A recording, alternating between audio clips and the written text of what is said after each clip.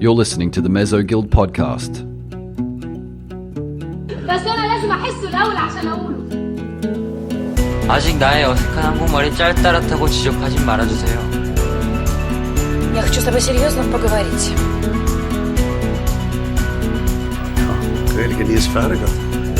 No, I can quit this Moldina, so here, sure. Language learning, made simple. If there's one piece of advice that you take away from me, I want it to be this. You do not need to study grammar to learn to speak a foreign language. You don't need to study grammar to learn to speak a foreign language. Now, of course, I'm not talking about people who are studying foreign languages for an academic course or because they want to translate or because they want to read literature. In those cases, you probably do. You can't get away from the fact that you need to study grammar.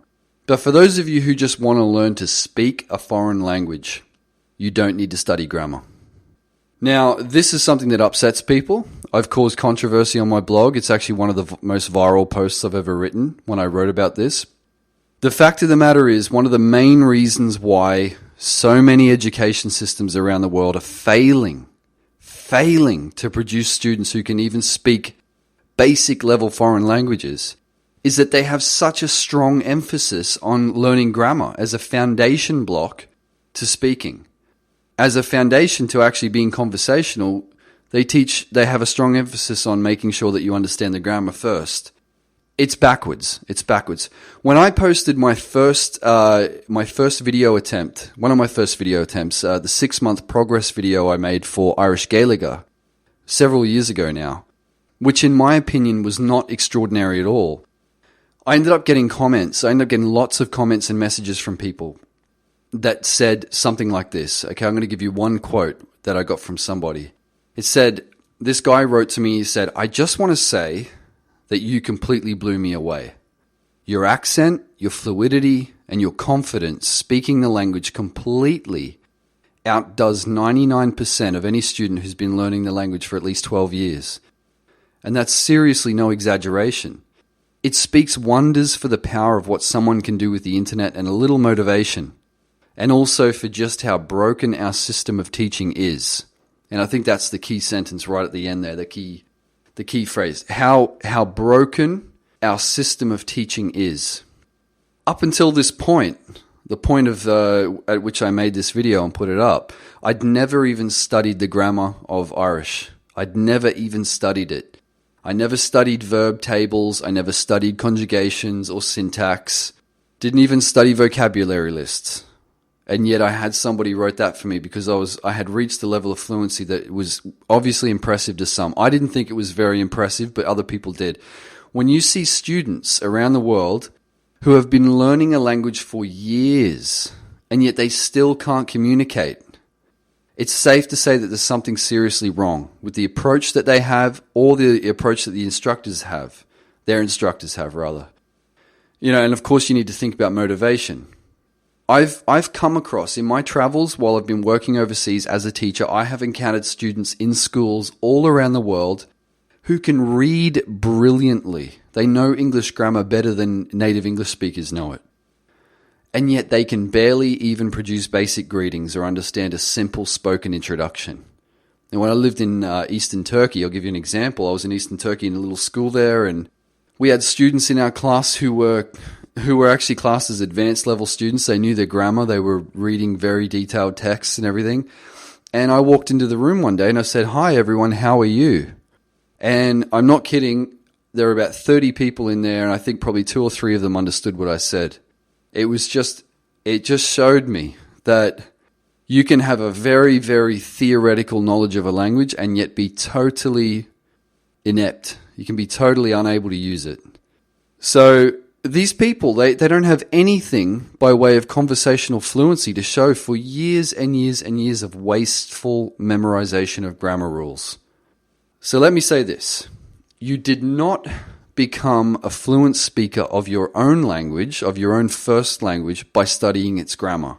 Well before the age of 5, in fact, which is around about the time that you begin studying grammar in school, in most places. you were already a fluent speaker of your native language. You knew how to use verbs in different tenses before you even knew what a verb was. Toddlers, young toddlers, start using complex sentences on their own without ever receiving explicit instruction or memorizing grammar rules. It's pretty amazing when you think about it, right? The primary reason why we actually learn the grammar of our own language in school in the first place is to enhance our literacy skills. That's our reading and writing skills, not to make us better speakers. So what that means is when we're in primary school and we have to study grammar, we're not studying grammar so that we can speak, because we're already speaking by that stage. We're already totally fluent. We study grammar in school, in primary school, so that we can read and write. So it's a literacy thing. So I need to acknowledge that there are definitely valid arguments against comparing first and second language acquisition. They're not the same, and there are so many differences to look at. For example, adult learners have to deal with interference from their first language, so they have certain disadvantages in that regard. And then they also have advantages in the sense that they have a language with which to work with. If you've already got a native language, then you can use that native language as an instrument, as a vehicle to learn more and to be able to study. So, but even though they are very, very different, there is still so much that we can learn and attempt to emulate by observing the way that children learn their first language with hardly any effort at all. If you're a parent or you've observed the language learning process of a child before, you'd be familiar with stages like this in the child's development. Stage number 1, incoherent babble.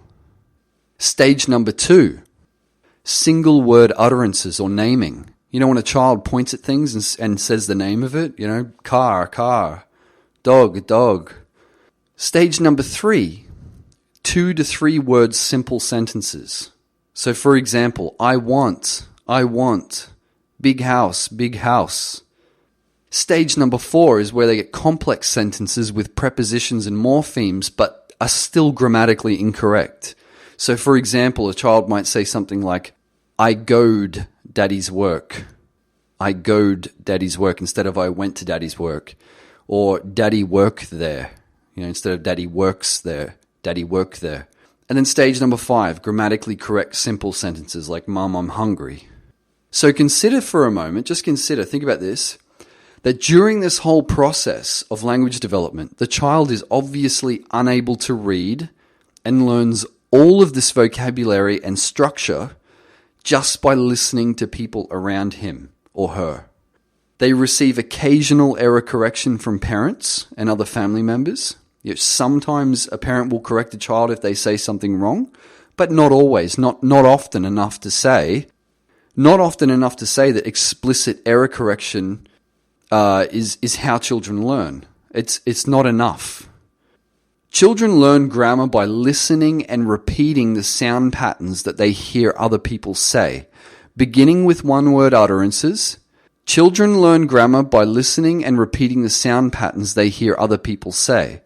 Beginning with one-word utterances, or naming, and gradually moving up to small sentences. They also make lots and lots of mistakes. So, to give you an example, I've had a lot of children call me Dolphin or Domvin, because when they hear my name, Donovan, that's what it sounds like. It sounds like Dolphin or Domvin. So I get a lot of kids call me that, little kids. But what they do is they repeat what they hear, even if they don't get it right, and they do it a lot over and over and over again, and then through constant exposure and input, they correct themselves, so they get better at it. So my question is, if children can learn a language and its grammar in this way, what's stopping adults from doing the same, or something very similar? Languages are acquired in prefabricated chunks, lexical chunks. These are words, collocations. A collocation is when two words are often joined together, or not joined together, but paired, and expressions that we hear repeatedly. These are things that we hear often. Prefabricated chunks. This is why kids go from babbling to speaking to the absolute amazement of their parents. It's like it's overnight. It's like it happens overnight. It happens so quickly. that they go from speaking babble to speaking perfect English in a very short amount of time. So to give you an example, I want, the two words I want together, that's a chunk. That's a chunk because it usually appears together so much, it's used together so much. It's a prefabricated chunk. You've used those two words together in that order a multitude of times throughout your life. Think about how many times in your life you've said the words I want. It's a set expression that you heard and you learned as a whole. So you learned it together. You didn't learn those two words separately. You learned I want together. And from that, you're able to create an infinite number of expressions by adding another chunk or like a name or an action. So ice cream, if you put I want plus ice cream, that's a chunk. They're two chunks joined together. Or to go, the verb to go. I want plus to go. There are two chunks there. You join them together and they make something. They're like two Lego blocks that you join together. So what we do as fluent speakers is we essentially put together or insert pieces of prefabricated language. We connect them together. Very little of what we actually say is original content. Hardly anything. Think about this for a second and let this really sink in. Almost nothing of what you say is original. Nothing of what you say. Unless it's some gibberish made up word or some gibberish made up sentence, pretty much nothing of what you say is original.